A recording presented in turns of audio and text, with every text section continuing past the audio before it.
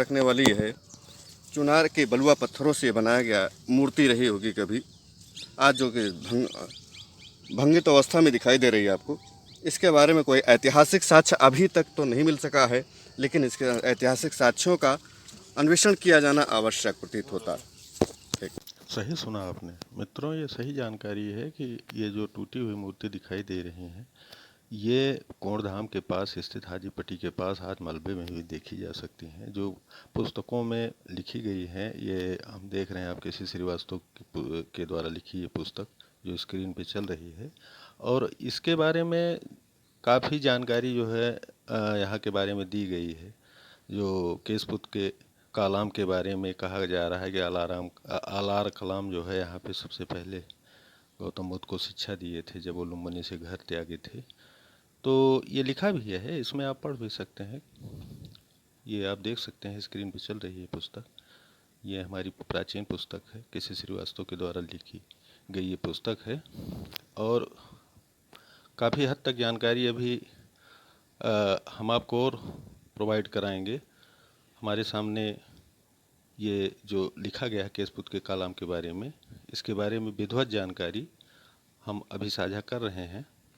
जो हमारे सहयोगी हैं, इतिहासकार हैं सुभाष सिंह, वो कुछ इस विषय के बारे में बताएंगे।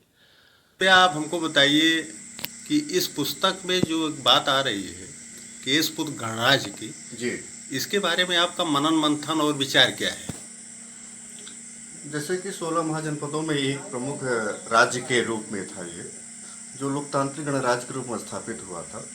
ये कौशल की अधीनता में रहने वाला एक राज्य था।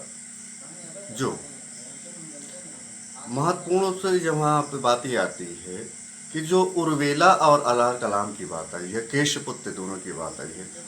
अगर किसी श्रीवास्तव की बुक का अध्ययन करते हैं आप, उसमें जो जानकारी दी गई है उस जानकारी के मुताबिक जो कुणवार के राजा हुआ करते थे, जिनका साम्राज्य कुणवार से लेकर पलिया ग्राम तक बताया गया है, जिसमें करीब 500 ग्रामों का शासन करने की बात है। शासन करने की बात यहाँ नहीं कह सकते हम, कारण कि ये गणराज्य की बात है। ये लोकतांत्रिक व्यवस्था का स्थापित की गई थी, न कि राजतंत्रात्मक व्यवस्था थी। तो एक लंबे सुदीर्घ पीरियड तक का कार्यकाल था ये। ठीक ठीक। अच्छा, ये जो आता है कि लुम्बिनी से चलकर ये उरुवेला में आकर ज्ञान लिए थे केशपुत गणराज्य में गौतम बुद्ध जी। तो ये रिज्यूम कब रहा होगा, कुछ आप इसके बारे में प्रकाश डालिए। ये 6ठी शताब्दी ईसा पूर्व की बात है। 6ठी शताब्दी ईसा पूर्व में जब गौतम बुद्ध जी ज्ञान को प्राप्त किए, तो अपने ज्ञान के प्रसार के लिए तो पर आए या अन्य क्षेत्रों में गए वो, उनमें से एक उर्वेला का भी नाम आता है, जो केशिय पुत्र या उर्वेला के नाम जाना गया था। उर्वेला, उर मतलब यहाँ पर अगर आप अपने अपभ्रंश के रूप में ले जाते हैं इस बात को, तो उर का मतलब धम्मौर अगर आप चर्चा करते हैं, तो ये क्षेत्र भी उसी के अंतर्गत समाहित किया जा सकता है। ये कढ़ांकर मुनि के, इसमें ये कढ़ांकर मुनि जी का स्थान आया है, उर्जीसर मुनि जी का स्थान आया है, ये प्राचीन स्थान आया है। तो इसका ये जो कार्बन डेटिंग वाली बात आती है, कब का ये रिज्यूम रहा होगा? अभी तो प्रमाणिक रूप से हम नहीं कह सकते, जब तक कि भारत सरकार के द्वारा, पुरातत्व विभाग द्वारा इसके बारे में कोई प्रमाणिक जानकारी ना दे दे। लेकिन संभावनाओं के आधार पर अगर अध्यापन कराया जाए इस पर, तो यह स्पष्ट रूप से निकल कर आता है कि गंधार पीरियड के पहले की यहाँ पर उर्जीसर ऋषि थे, उन्हीं के एक शिष्य थे कढ़ांकर मुनि जी, उनके द्वारा इस क्षेत्र का डेवलपमेंट किया गया, विकास किया गया था। जो कभी ये मान के चलिए कि बौद्ध स्थल रहा होगा, जहाँ पर या तो पठन पाठन की क्रिया की जाती रही होगी। अगर आप उस स्थल को देखते हैं, इतने ऊंचाई पर चारों तरफ है, तो इसका मतलब चारों तरफ बिल्डिंग बनी रही होगी, कोई कंस्ट्रक्शन रहा होगा।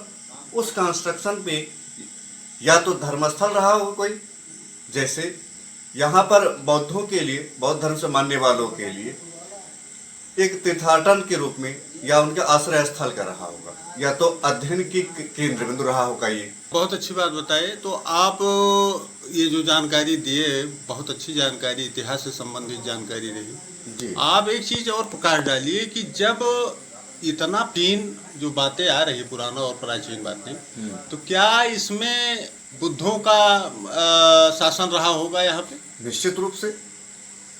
अगर केशव पुत्र 16 महाजनपदों में इसका नाम आता है तो उस समय बौद्ध धर्म का प्रचार प्रसार हो चुका था।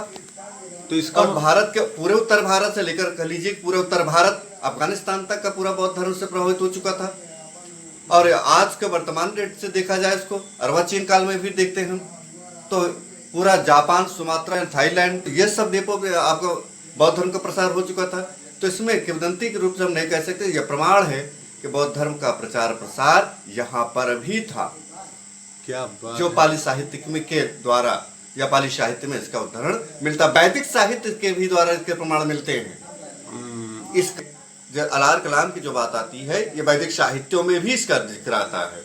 क्या बात, बहुत अच्छी जानकारी आप दिए। थोड़ा सा आप अपना परिचय भी दे दीजिए। मैं सुभाष सिंह वर्तमान समय में पुलिस प्रशिक्षण केंद्र उन्नाव में गेस्ट लेक्चरर के रूप में नियुक्त हूँ।